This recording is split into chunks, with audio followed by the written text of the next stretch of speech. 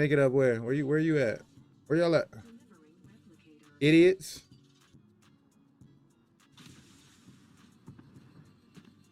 Yeah. Yeah. Hey.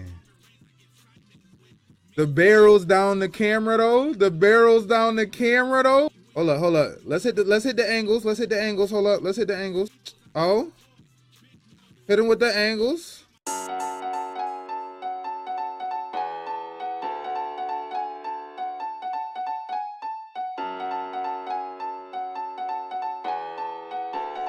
I ain't scared of you motherfuckers.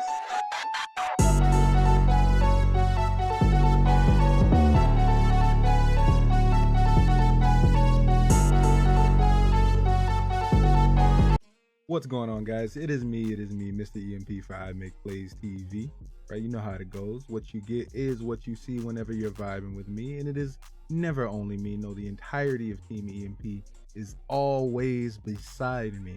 So if you're a member of Team EMP, you're beside me. Remember to like, share, subscribe this video, because today we're gonna be reviewing Apex Season 8. That's right, Apex Legends. We're big fans of Apex Legends around here.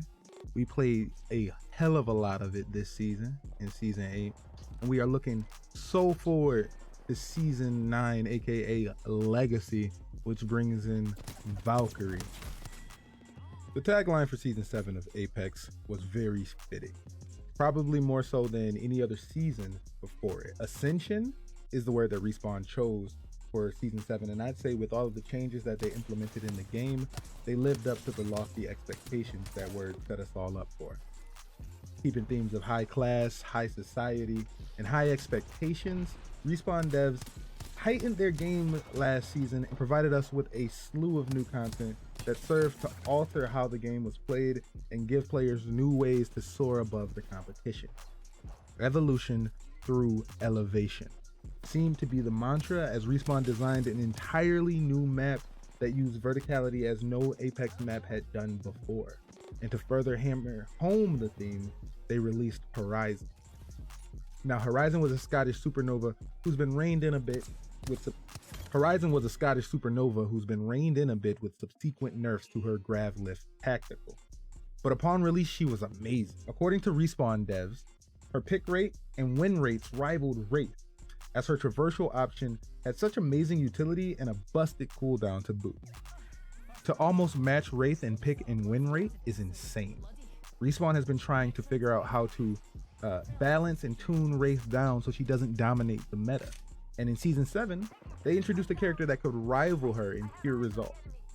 I had a lot of fun in Season 7, way more than I had during Season 6, which to me landed like a wet fart. The changes implemented weren't well received, and Rampart was and is an extremely situational character that quickly fell to the bottom of the meta. Apex lost me with Season 6, which was my least played season, and got me back with 7. So is Season 8 more like the former or the latter? Season 8's tagline is mayhem, and I can't say that it hits home for me, right? There are definitely times where it feels like the world comes crashing down around you, but that's always been the nature of the game in Apex. Shit can go from sweet to soup sandwich very, very quickly. Last season, the star of the show was Fused, and he's definitely an aggro character that can add to the mayhem that is Apex, right? Assault as Assault can be. He's, according to Respawn, a ladies' man, a man's man, and an all-around manly man. Now, I just kind of see him as Dude Bro Junkrat, being that he's an Australian explosive expert and all. Whatever you want to call him, he's definitely interesting. I never predicted that he'd float to the heights of the meta that Horizon did. See what I did there? But you'd think his playstyle would definitely see him play more than someone like Rampart, who required a dumb amount of setup to get use out of. Now, surprisingly, that was not the case. Articles were released mid-season that showed just the opposite. In fact, Fuse had the lowest win rate of any legend in Apex Legends. Strong abilities of many characters left Fuse in a rough place, right? His grenade spam heavy offense can usually be worked around if the enemy has enough space to work with, right? Inside a building, it can be more difficult, but if they have space, they can just move around. His ult can be escaped with many of the strong tactical and ultimate abilities that many popular legends have. Horizon's tactical, of course, Race tactical, Octane's jump pad. There are a bunch of options that you have to get out of there. Pathfinder, so many more. So you can get out of his ult very, very easily, which makes it not as great. He calls his ult the mother load, and I can definitely see how it could be useful, right? It can really wreck house if you're able to properly stack ults to trap enemies in a bad situation. But thing is, this isn't Overwatch. The timing and spacing of an ult stack can be difficult with a coordinated team and nearly impossible with randos. Fuse will definitely excel in teams that communicate well, like to strike quickly and or third party, but there are so many better options that we do not see many teams gravitating toward that playstyle. Plus, come on guys, you know that's not you. You know communicating, bad call out ass niggas. Y'all be fucking the whole team up with your crazy inside Fuse ults and throwing terrible grenades. I really hate you, internet niggas. I really do.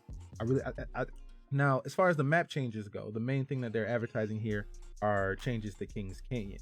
And there have been some changes, right? None that I feel super strongly about one way or the other. I do enjoy what we have instead of Slum Lakes, but I'll hit that here in just a bit. There have been some that I really like I said, though. They've added structures, new ways to get loot, and a new gun, but the game itself feels very much the same as it did last time we visited Kings Canyon. As a matter of fact, every time we've visited Kings Canyon. This time they've gotten rid of Slum Lakes, like I said. The new area is called Spotted Lakes, and what they've done is added these echo camps, which are multifaceted buildings that you can fight in, and of course they have rising platforms to get you the high ground. Now, you don't really want to end up under a team when it comes to one of these. You can immediately see that they look to add some verticality to Kings Canyon, much in the same manner that they did Olympus. That and a bunch of new pathways and camps have been added, enough to sate the appetite for something different, right? It's not quite as much as Olympus or visually pleasing, but it is something. They've also gone ahead and broken down the dam and artillery, and so you can actually get over to the Spotted Lakes a bit easier from artillery. So adding a new rotation has to be what, the 4th or 5th iteration of Kings Canyon, right? If I'm being honest, it's sort of tiresome. With the amount of changes implemented to the map from the OG version, I can't help but feel it could have been left as it was, and those designers could have spent time on an entirely new map. I know that we just got Olympus, right?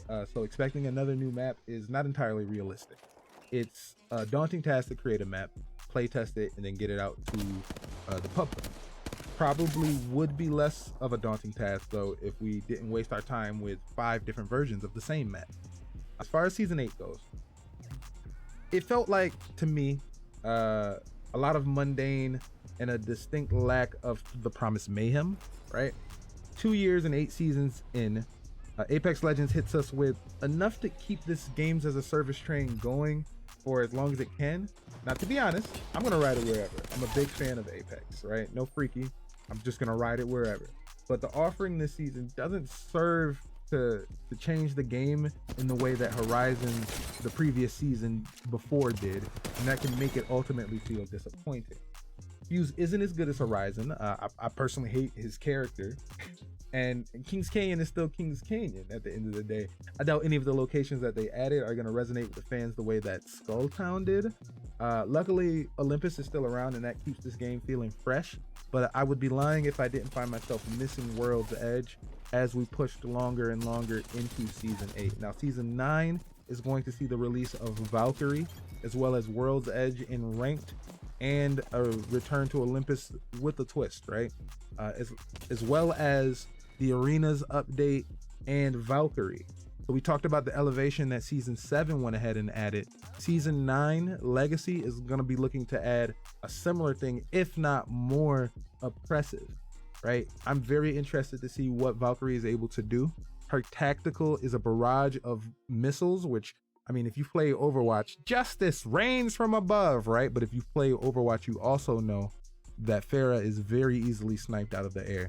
We've gone ahead and also added the addition of the Bocek bow, which is a very, very interesting weapon that I cannot wait to get my hands on. If you guys are more interested in Season 9 content, please, by all means, stick right here. we are going to be playing a lot of Apex on the channel, and reviewing the seasons as they go along, right?